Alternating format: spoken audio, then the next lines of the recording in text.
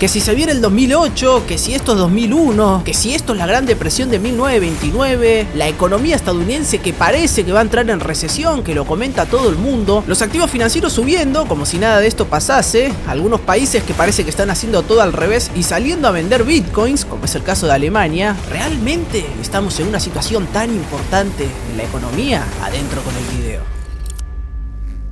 Nos tenemos que remontar rápidamente al fin de la Segunda Guerra Mundial. Cuando termina la Segunda Guerra Mundial y Estados Unidos queda muy bien parado, con mucho oro en su banco central, lo que le faltaba para terminar de imponer su poder era que los países adopten su divisa como la reserva de valor. Es decir, que los países, en lugar de ahorrar en oro, ahorren en dólares. Y lo que hace es que básicamente fija el precio de la onza de oro a una cantidad de dólares. Para que se entienda, decían, por ejemplo, una onza de oro vale $35. No voy a entrar en mucho detalle sobre este tema, podría dejar para otro video porque es un tema complejo y que requiere de una determinada explicación, pero lo que sí voy a decir que es demasiado importante, que es que llega un momento que Estados Unidos empieza a perder el oro de su banco central. Y me vas a decir, ¿cómo lo pierde? Bueno, básicamente porque los países querían dejar de tener los dólares y empezar a comprar oro. Sus ingresos, en vez de tenerlos en dólares, preferían tener oro. Acá hubo mucho de debate económico sobre que Estados Unidos estaba exportando inflación a otros países, pero como les dije, eso lo puedo dejar para otro video.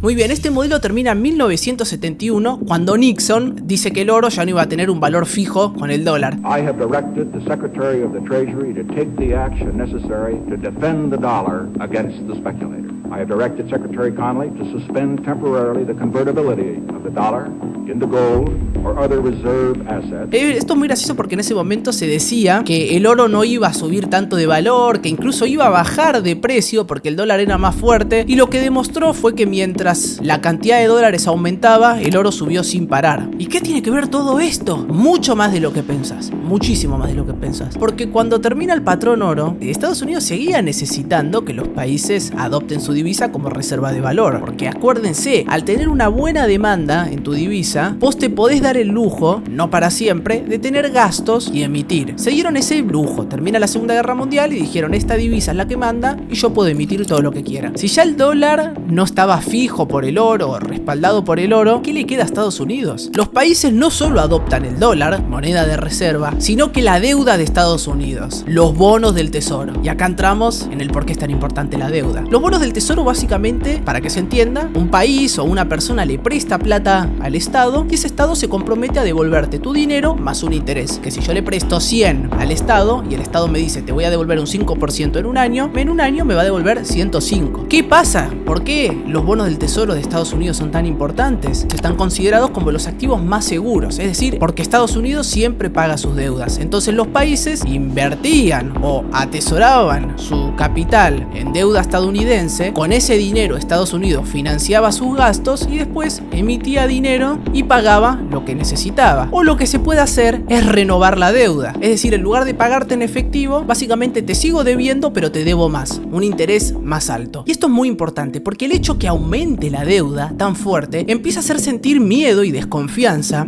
a los acreedores, es decir, a los países o a los inversores que le dan el capital, de que les vayan a pagar efectivamente. Si empiezan a tener miedo de que les vayan a pagar, puede ser que el bono deje de ser seguro. Y si empiezan a vender el bono, el precio del bono cae. Y si efectivamente el bono deja de ser seguro, se pierde una de las principales fuentes de poder, que es que te financien tus gastos, que demanden tu deuda. Sí, entiendo que todo esto puede haber sido mucha información, sobre todo si es la primera vez que ves uno de mis videos, pero con el correr del tiempo lo vas a ir entendiendo y lo vas a ir naturalizando a medida que sigamos comentando todo este tipo de cosas. Dejemos de un lado lo técnico y vayamos a preguntarnos ¿y en qué situación se encuentra la Reserva Federal ahora?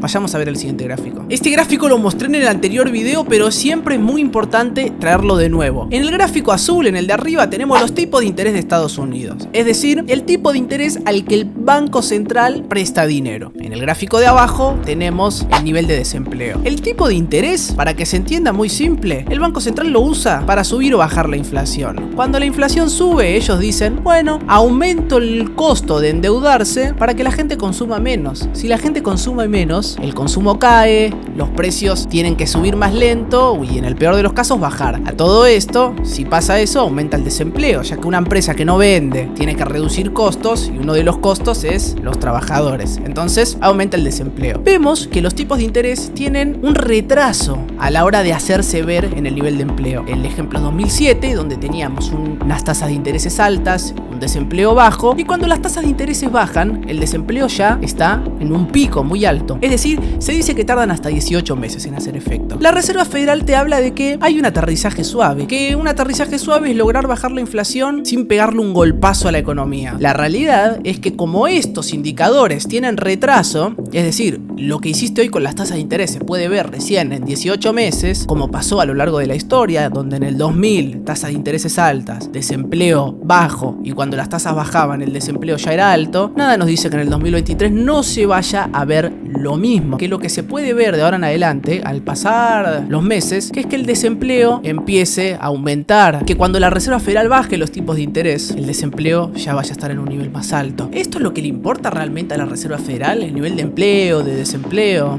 Políticamente ellos te van a decir, nosotros nos preocupamos por el empleo o el desempleo, pero esto no es algo contra la Reserva Federal. Todos los bancos centrales hacen eso. La realidad es que eso no les importa. Ellos saben muy bien las consecuencias de subir los tipos de interés, como saben muy bien las consecuencias de bajar los tipos de interés. Ellos bajan los tipos de interés para que la economía crezca, para inyectar dinero, para que los bancos se endeuden, para que el Estado pueda gastar más a un menor costo. Y ese es el punto más importante que nunca hay que olvidarse. Cuando las tasas de interés son altas, el Estado, como comentamos, con sus gastos le cuestan más. Si tiene que pedir prestado 100 y devolver 105, es más caro que si tiene que pedir prestado 100 y devolver 101 o devolver 100. La Reserva Federal se encuentra que la deuda aumenta a pasos agigantados y el costo de esa deuda cada vez es más alto y crece exponencialmente porque las altas tasas de intereses hacen que el gasto en intereses crezca muy alto. Este es el gráfico que tiene a todo el mundo hablando. ¿Por qué todo el mundo está alterado con este gráfico? Si uno puede pensar, es normal que los gobiernos se endeuden, todos los gobiernos se endeudan. Acá hay varias cosas muy importantes que hacen que la deuda de Estados Unidos pueda ser diferente a la de otros países o por lo menos tener otras consecuencias mucho más importantes en el mundo. Y fíjense que acá tenemos marcadas las crisis más importantes de Estados Unidos. Y ahora te voy a mostrar qué es esto que hablan de la velocidad a la que crece la deuda. Simplemente para que se vea la magnitud de cómo crece la deuda, fíjense la crisis del 2001, la famosa crisis de las .com. La deuda se encontraba en 5.8 billones de dólares. Bueno, bastante, pero bueno. Mientras que en el 2008, en el primer trimestre del 2008, la deuda se encontraba en casi 9 billones y medio. Es decir, hubo un incremento de 9 billones de dólares. Ahora, puede ser que te resulte familiar el número 2008. Y es que el 2008 fue una de las crisis más importantes de la historia, después de la Gran Depresión de 1929. En el 2008 se produce la Gran Recesión. Y fíjense que el 2008 fue un punto de inflexión completo en la historia monetaria moderna. ¿Por qué? Porque lo que pasó en el 2008 fue que mientras quebraba Lehman Brothers y se venía abajo todo el sistema de crédito sin respaldo, la famosa crisis de la subprime, la Reserva Federal de Estados Unidos, en ese momento encabezada por Ben Bernanke, que posteriormente iba a ganar el Premio Nobel de Economía, sale de esa enorme crisis que amenazaba con tener unas magnitudes muy importantes. Y cuando hablo de muy importantes me refiero a el fin del capitalismo, el fin de Estados Unidos, porque acuérdense que las crisis occidentales se caracterizan por no ver ninguna puerta de salida. Lo que decide hacer el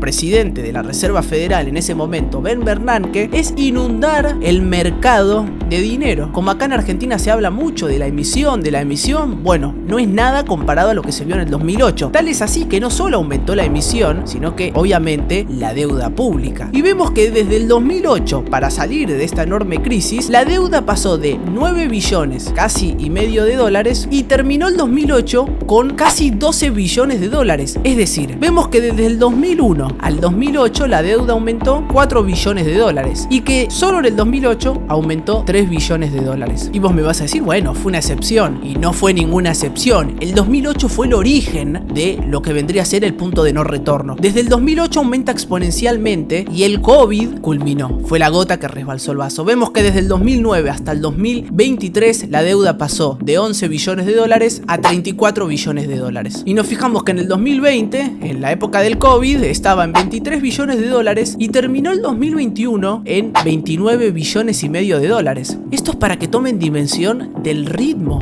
al que está creciendo esto.